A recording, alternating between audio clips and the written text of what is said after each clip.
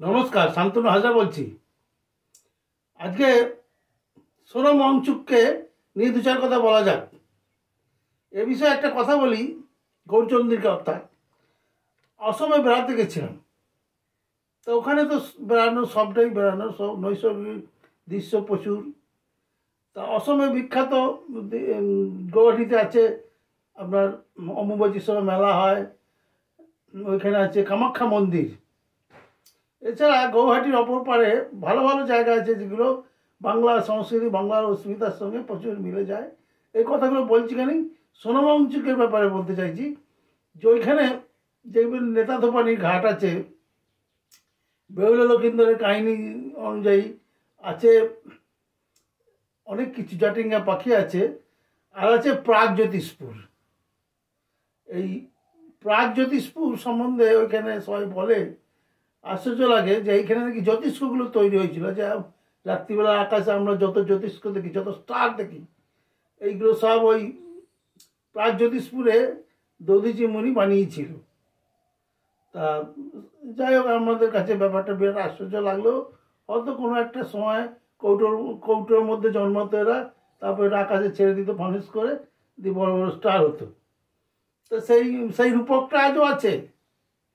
ভারতবর্ষের গণতন্ত্রকে ধ্বংস করার জন্য, ভারতবর্ষের স্থিতিশীল সমাজকে অস্থির করার জন্য মাঝে মাঝেই দেখবেন সুভাষ ঘিসিং, আর বাকিদের নাম করছি না, কেউ নমস্ত হয়ে গেছে। কারণ আন্দোলন যত পুরনো হয় এরা সব এক একজন সমাজসেবক, দেশসেবকের তকমা পেয়ে যায়, পরে আর কিছু পাওয়া যায় না। এখন লাদাখে হয়েছে সোনম ওয়াংচুক।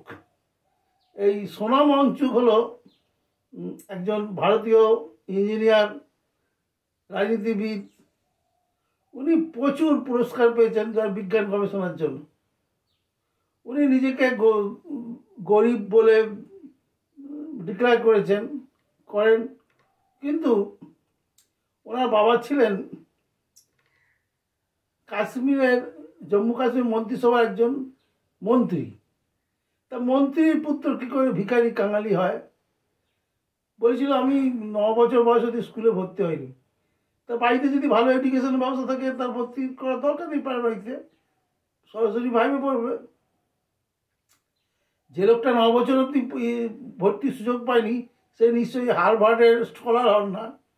হারভার্ডের ভাড়া কত এখান থেকে, সেই হারভার্ড অবধি নিয়ে যাওয়া, সেখানে পরীক্ষা দিয়ে ঢোকা। তা এই ধরনের সোনম ওয়াংচুকদের লালন পালন করে তৈরি করে কারা না, আমেরিকার ডিপ স্টেট। এই ডিপ স্টেট সম্বন্ধে আগেও বলেছি। আমেরিকা হচ্ছে লুটেরার দেশ। দেশে দেশে এরা অস্থিরতা সৃষ্টি করে, এবং যেগুলো গরিব দেশ, যেগুলো সুস্থিরতা যে ভাঙা যায়, এই বাংলাদেশ, নেপাল, শ্রীলঙ্কা, পেরু, চলছে এখন আগুন, সব জ্বলছে। আগুন শুরু হয়েছে লাদাখে, 4 জন মারা গেছে। পুলিশকে, মিলিটারিকে মেহিরে তক্তা করে দিচ্ছে, বড় বড় বাড়ি সব আগুন জ্বালিয়ে দিচ্ছে। নেপালে যেটা হলো সেরকম। তো এদেরই নেতা হচ্ছে গিয়ে সোনম ওয়াংচুক। এই সোনম ওয়াংচুক শ্রীনগরের ন্যাশনাল ইনস্টিটিউট অফ টেকনোলজি থেকে গ্র্যাজুয়েশন করেছেন, ইঞ্জিনিয়ারিং পাস করেছেন স্থাপত্যবিদ্যার উপরে, এবং হারভার্ডে গিয়েছেন। পরে জানা যাচ্ছে, যখন গন্ডগোল লেগেছে, যে উনি একটা সিআইএর দালাল। উনি সিআইএর একটা বড়সড় এজেন্ট মিস রেবেকা ওয়াংচুককে বিয়ে করেছেন, এবং তিনি বেশ রয়েছেন। এবং ওনাকে ফান্ডিং করে রকফেলার অ্যাসোসিয়েশন। আর লোক নেই। সোনম ওয়াংচুকই ফান্ডিং করতে হবে। উনি তৈরি করেছেন স্টুডেন্ট মুভমেন্ট অফ লাদাখ। তা এদের কাজ হচ্ছে গিয়ে গ্রামে গ্রামে গিয়ে ছাত্র বা নতুন জেনারেশনের ছেলে মেয়েদের ভুল পথে পরিচালিত করে দেশের শত্রু তৈরি করা। এবং ডিপ স্টেটের মালিক যারা আড়ালে আন্দোলনে আছে, তারা জানে যে এক একটা স্টেটে যদি এরকম আগুন লাগিয়ে দেওয়া হয়, তাহলে এই মাও সেতুংয়ের কথা অনুযায়ী একটা স্ফুলিঙ্গ থেকে দাবানলের সৃষ্টি হবে, এবং গোটা ভারতবর্ষে এই দাবানল ছড়িয়ে পড়বে। কিন্তু সে সেটা সম্ভব নয়। ভারতবর্ষের মানুষ এখন যথেষ্ট ভালো থাকে, খায়, যে অন্য সব দেশকে এইভাবে আগুনে ঠেলে দেওয়া অত সোজা না, হচ্ছেও না।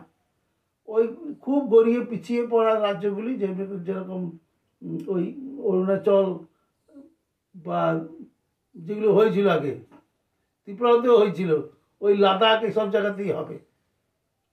তা কি হলো, এখানকার মানুষ অত সহজে এই আগুন চারিদারে ছড়াবে না, ওই আগুন উত্তরপ্রদেশে আসবে না। বেঙ্গলের যে অবস্থা, এখানে যা লুটপাট চলছে, এখানে অনেকে চাইছে এখানে তাই হোক, কিন্তু হতে দেবে না। কারণ এখানে পরিকাঠামো, বিভিন্ন দল থাকতেই পারে সংসদীয় গণতন্ত্রে, এক একটা দল এক এক রকম চলছে। ওকে আমার পছন্দ নয়, ভোটার ব্যাপার আছে, ভোটের মাধ্যমে তাকে হারিয়ে দিন, তাকে ঘরে ঢুকিয়ে দিন। কিন্তু এইরকম বিক্ষোভ, সাধারণ মানুষের প্রাণ যাবে। বাংলাদেশের গণবিক্ষোভে 50,000 ছেলে শুধু চোখ নষ্ট হয়ে গেছে। এই চোখগুলো সব ইন্ডিয়াতে দেখানোর কথা ছিল। ইন্ডিয়াতে দেখাতে গেলে মাত্র 15,000 টাকা খরচ। এখন কি করছে, তাদেরকে সিঙ্গাপুর যেতে হচ্ছে 2.5 লাখ টাকা খরচ করে, যেতে পারছে না। শয়ে শয়ে ছেলে অন্ধ হয়ে গেছে সেই কাঁদানো গ্যাসগুলোর মধ্যে, তারা বিক্ষোভ দেখিয়েছে। কোথাকার কোন আমেরিকান ডিপ স্টেটের নির্দেশ অনুযায়ী তারাই টাকা দিয়েছে, যা লাল ঝামেলা লাগিয়ে দাও, বড় বড় আগুন লাগিয়ে বড় বড় বিল্ডিং পুড়িয়ে দাও। মেট্রো রেল, যেটা জাতির স্তম্ভ, শহরের রাজধানীর যেটা স্তম্ভ, প্রাণ শক্তি, সেই মেট্রো রেলকে জ্বালিয়ে দাও। এইভাবেই সোনাম ওয়াংচুকও একটা ফ্রাঙ্কেনস্টাইন তৈরি হয়েছে, অলরেডি অ্যারেস্টও হয়েছে। এইভাবে লাদাখে আগুনের পর আগুন, আগুনের পর আগুন, মানুষকে ভুল বুঝিয়েছে, এবং মানুষ খুব সহজেই বুঝতে পেরেছে যে এই আগুনে তাদের ছেলেমেয়েরা পা দিয়ে ফেলেছে, এবং আস্তে আস্তে নিভে আসছে, কারণ সোনাম ওয়াংচুক অলরেডি অ্যারেস্টেড। ধন্যবাদ।